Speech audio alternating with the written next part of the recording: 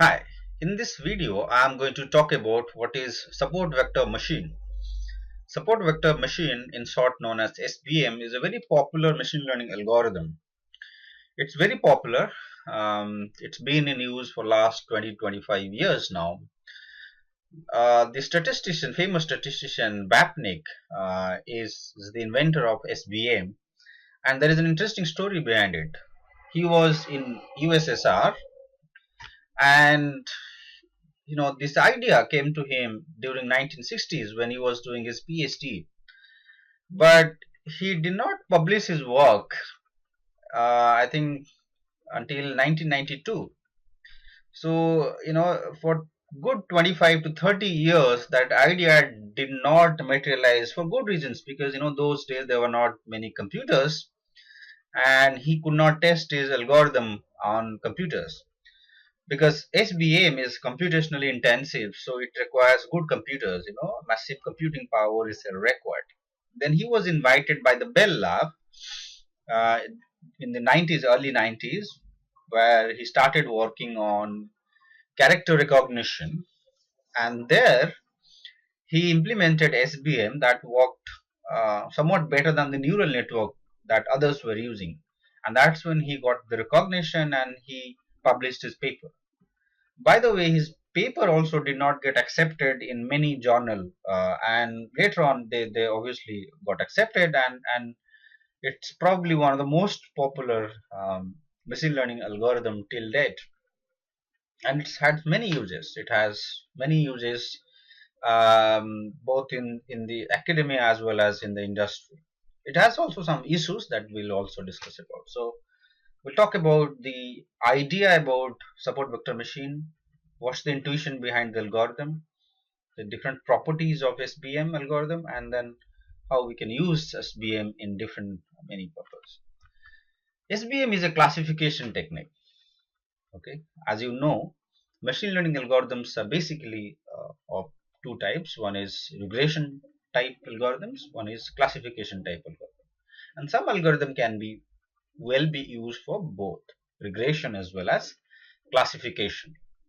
So it's a classification algorithm, much like decision tree and logistic regression, and so on. Obviously, decision tree can now be used for regression, but pretty much like logistic regression, which is purely a classification algorithm. But unlike logistic regression, which gives the output in probability terms, right? The output that we get in logistic regression is always in probabilities, whereas SVM gives in terms of 1 and 0, sorry, 1 plus 1 and minus 1 type. That means it simply divides into two or more categories instead of giving probabilities as the output. Okay, so it's more straightforward. Whereas in logistic regression, you will have to convert the probability into different categories, right, based on the cutoff value. So that's about logistic regression. How is it different from SVM? Now, the basic intuition behind SVM, unlike logistic regression and other classification, and the major difference is that SVM, if you have, let's say, two types of dots and we want to classify them.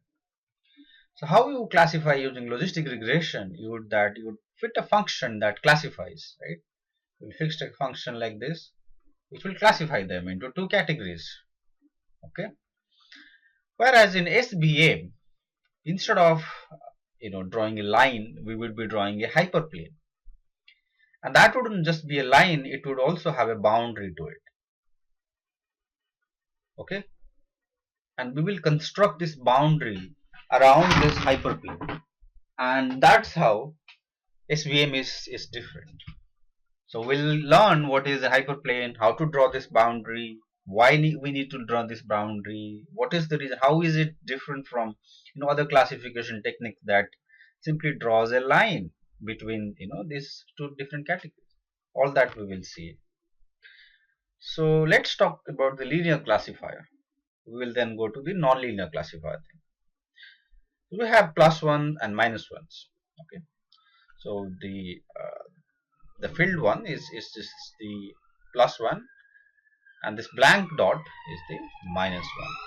How do we classify? Simply draw a line, right? Much like other classification techniques like logistic regression, decision tree and so on, we would go on to draw a line.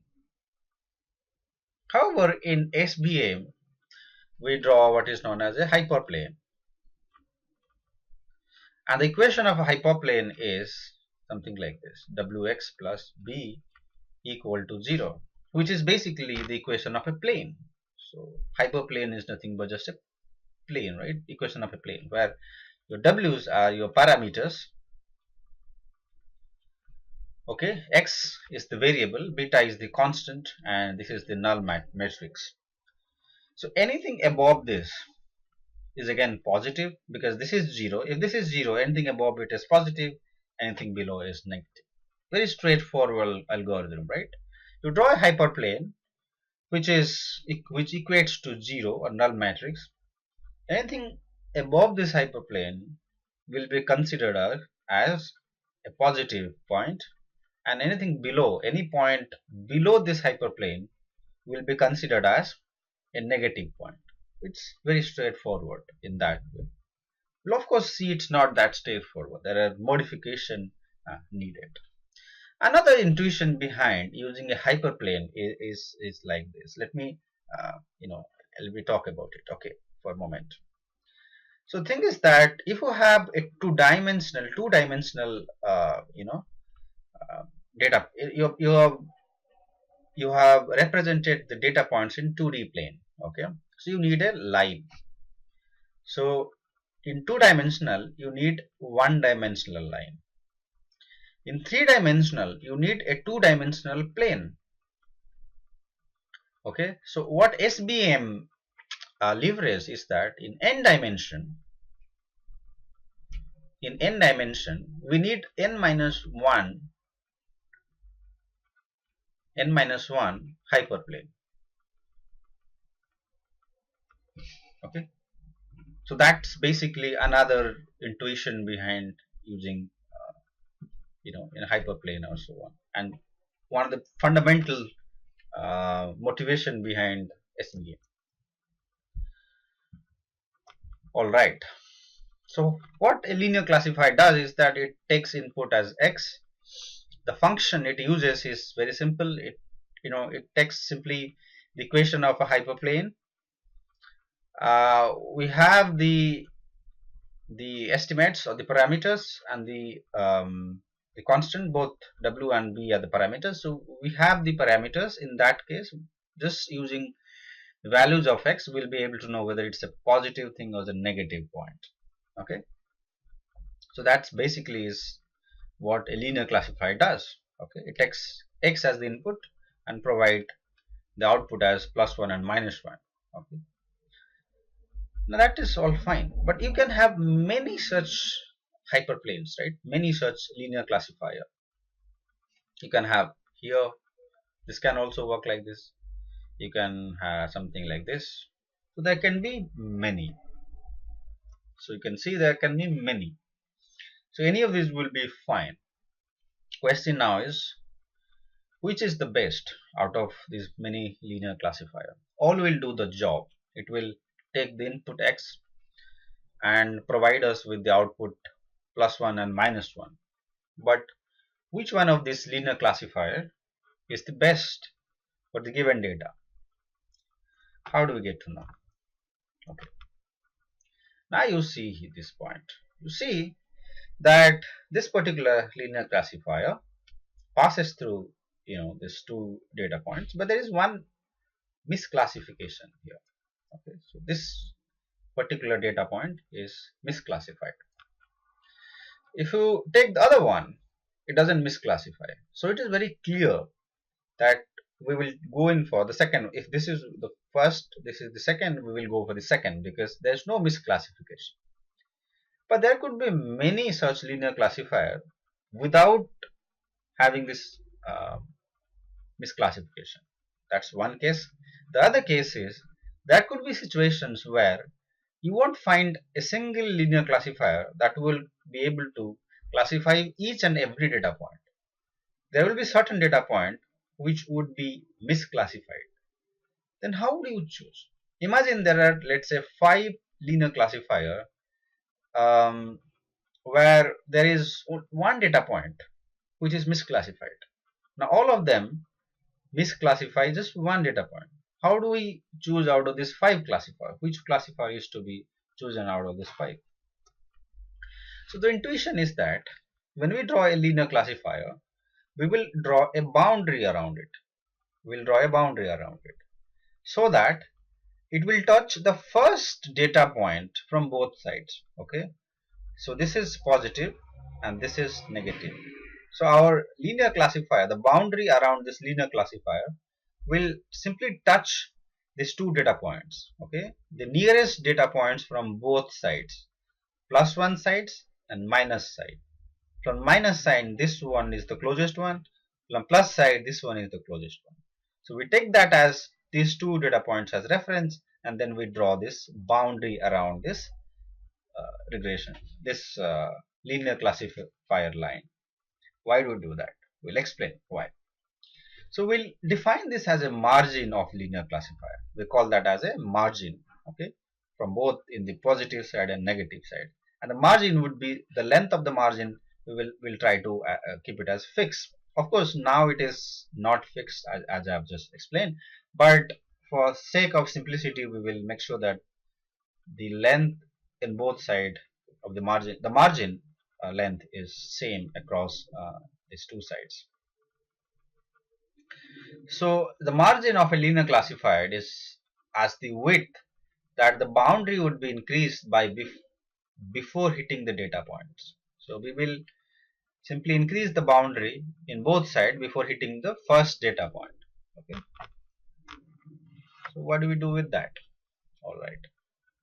Now this we call that as maximum margin linear classifier. Okay. So maximum margin linear classifier is what we want, and we will use that as the final classifier. So if we have 10 linear classifier, okay, and then we will have this boundary around this 10 linear classifier, and then we will measure the distance of the the margin. Okay, the distance of the margin will be this much. Okay, so this distance. Okay, so the linear classifier for which the distance is the maximum, we will choose that. Okay, because it it is able to classify to the best possible extent, because the distance between the positives and the negative in this case is the maximum.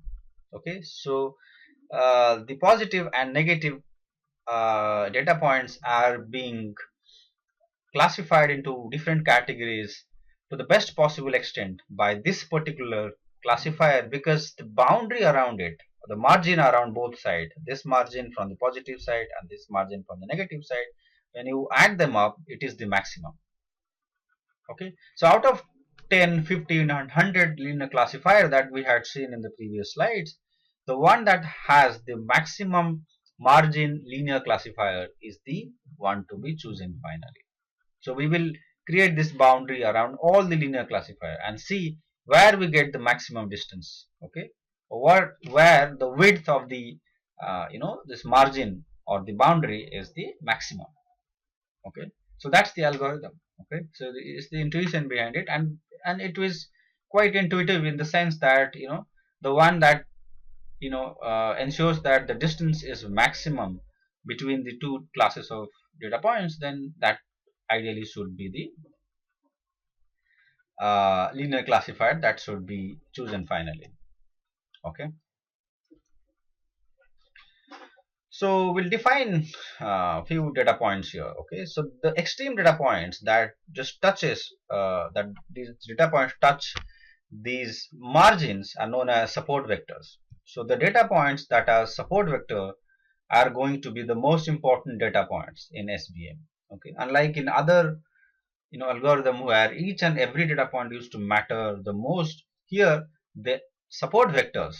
Okay, so these are called vectors because the data points are stored in a vector form, so we call that as vectors.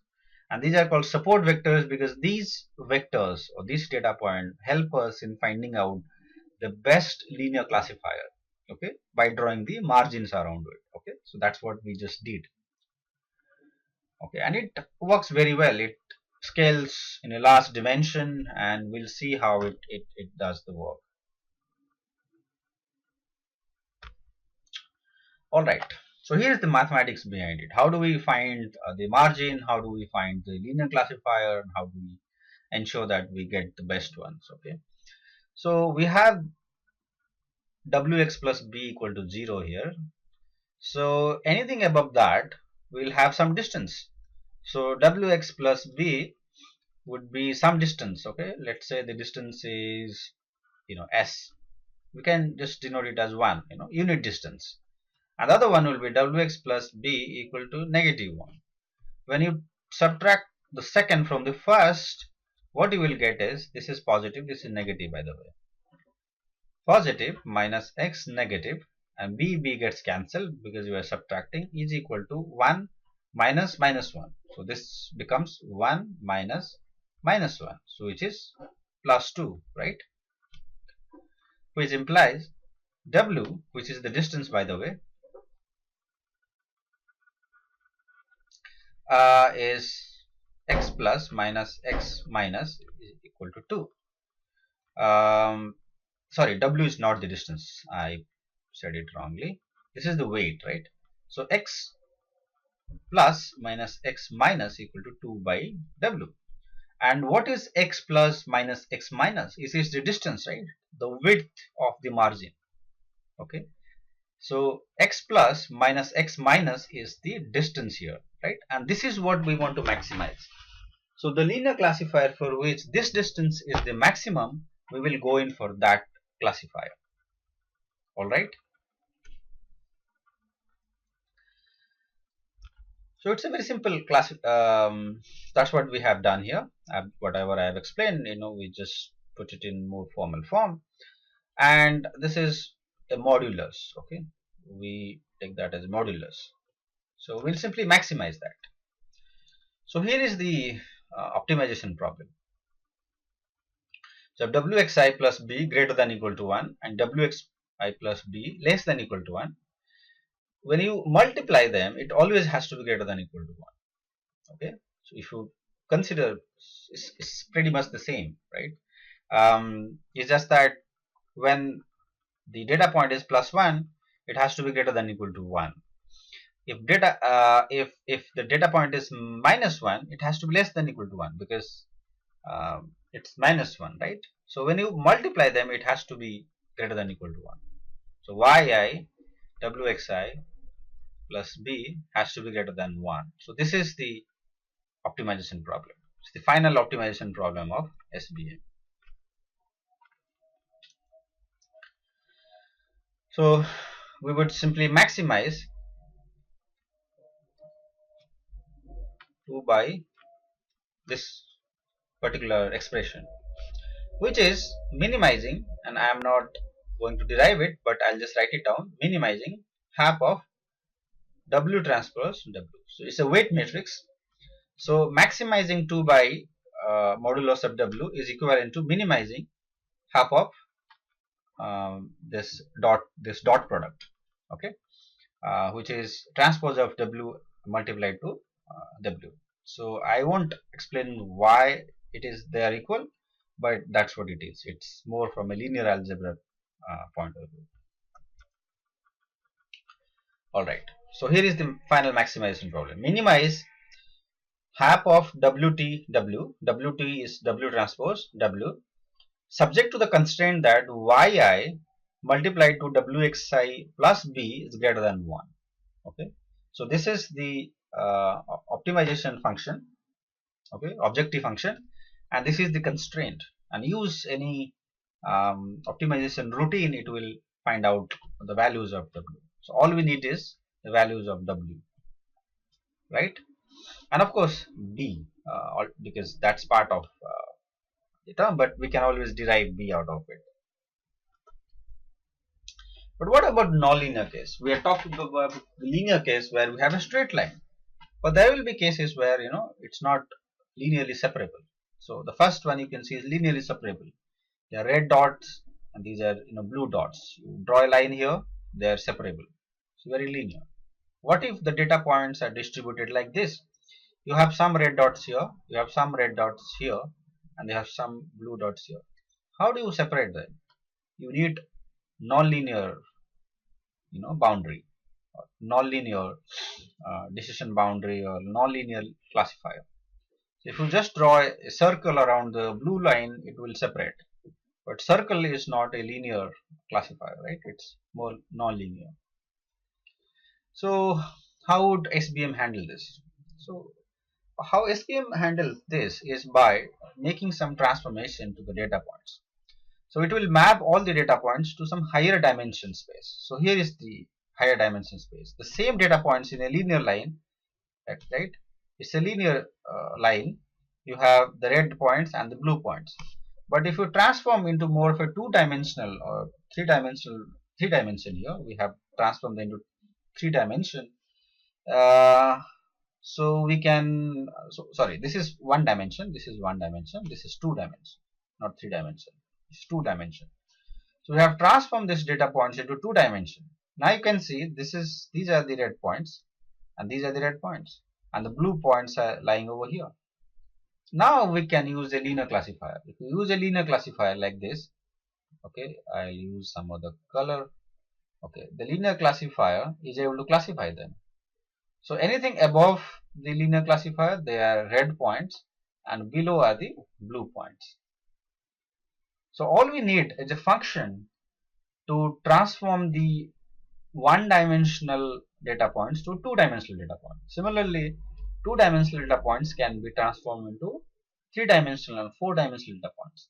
So if data points are not being we are not able to classify the data points in the lower dimension, we can of course classify in higher dimension. So that's the idea of using SVM to nonlinear separable classes. So here is an example. We are not able to classify linearly these data points. So the red and blue data points, we are not able to classify them linearly. We need a circle around the red points to classify them. But we can certainly classify these data points linearly in higher dimension. In three dimension, these red data points are closer to the origin and the blue data points are farther from the origin. So what we can do is that we can simply have a plane, this two-dimensional plane that can classify the blue points from the red ones, right? So in higher dimension, we are able to classify it linearly. By the way, this plane is linear, but the circle is not. It's not linear.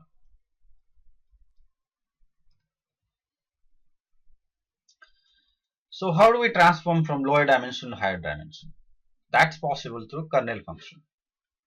So a kernel function is a function that corresponds to an inner product of some expanded future space. Okay, I'm not going to explain what a kernel function is. That slightly complicated, but we have some ready-made or rather already built-in kernel function that can be used, and which kernel function is to be used when is somewhat complicated, by the way, and that's where and it's done iteratively, by the way. There is no science behind it. Obviously, you will have to try many kernel function to see which one fits the data points well. You can do iteratively, and for some data points, a linear kernel function might fit. For others, you may need a Gaussian one or a polynomial one, and so on. So there are many kernel functions available to us. We have linear kernel function, polynomial kernel function, Gaussian kernel function, and so on. There is no thumb rule as such which one will work the best when. Okay, there is no rules as such. Now we'll talk about some of the properties of SVM. Now that we have understood the intuition behind SVM and how SVM algorithm works, we'll talk about some of the properties. It's very flexible. Okay? We can use in many situations. We can take any of this kernel function to higher dimension, transformation and use them for modeling. So it's very flexible.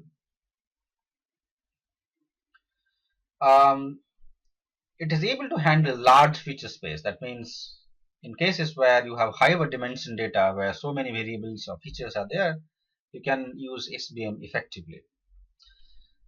It can be handled. The overfitting can be handled very easily. Okay, using SVM. That's another good thing with you know with SVM. Okay, so if you've heard about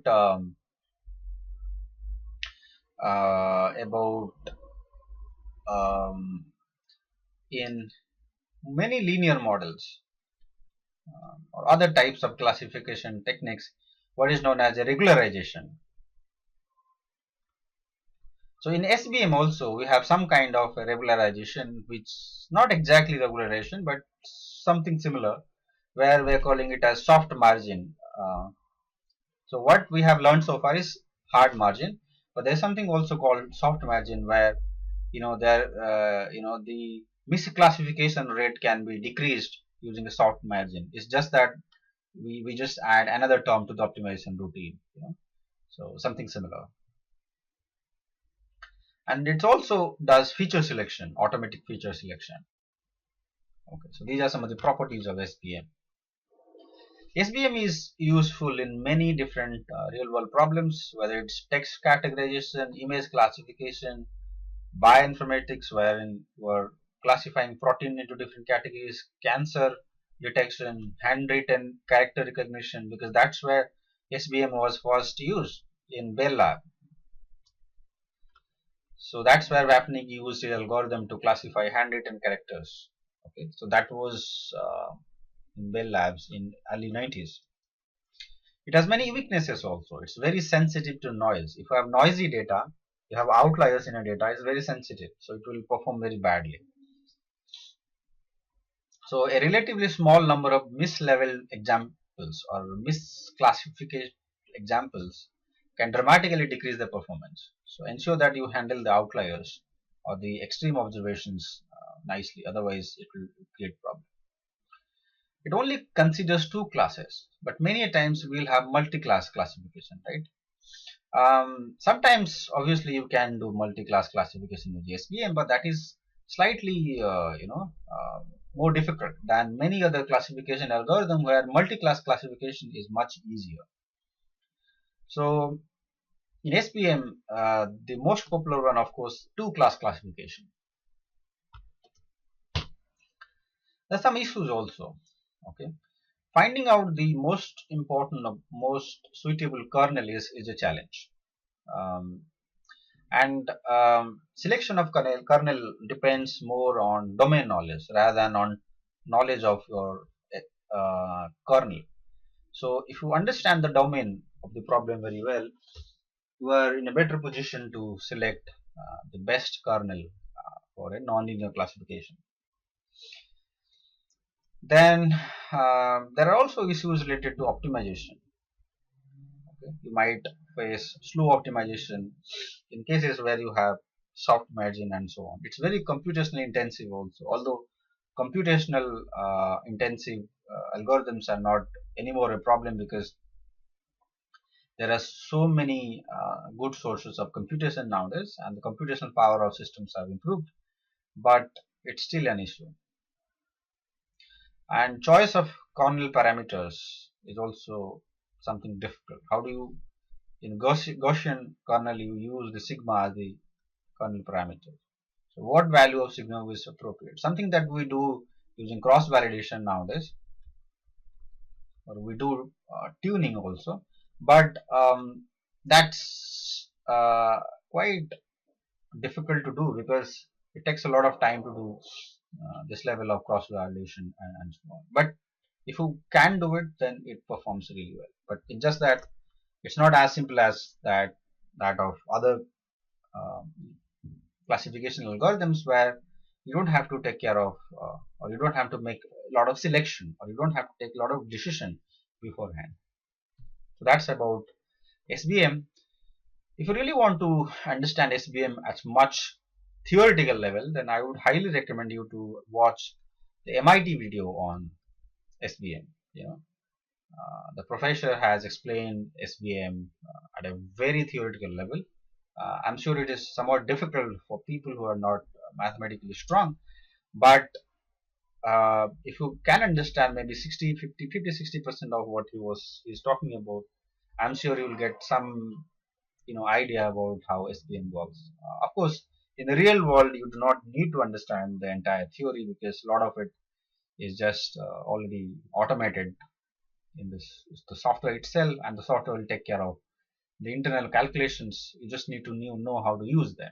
So you need to know how to choose the best kernel parameter, which kernel function is going to be used, what exactly is cross validation, how to do hyperparameter tuning and all. So all that is more important.